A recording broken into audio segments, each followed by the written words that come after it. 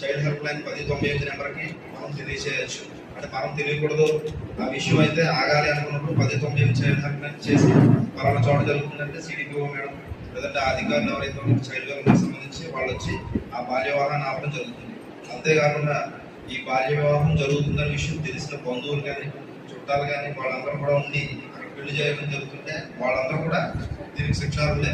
ఆ పెళ్లి జరిపించడం పూజారి కానీ ఆ పూజారి గారు కూడా శిక్షార్హులే. కాబట్టి ఈ విషయం ప్రతి ఒక్కరు తెలుసుకొని చట్టం మీద అవగాహన పెంచుకుంటే దాని మీద మనము ఆ చర్యలు తీసుకోగలుగుతాం. అదేవిధంగా అబ్బాయి విషయానికి వస్తే అబ్బాయికి 21 సంవత్సరాలు నిండకుండా మ్యారేజ్ చేయకూడదు. 21 సంవత్సరాల తర్వాత మాత్రమే మ్యారేజ్ చేయాలి. ఈ చైల్డ్ మ్యారేజ్ సంబంధించిన ముఖ్య విషయం 18 సంవత్సరాలు నిండకుండా 21 సంవత్సరాలు నిండకుండా స్త్రీ పురుషులు ఎవరైనా సరే పెళ్లి చేసుకున్నట్లయితే అది నేరం.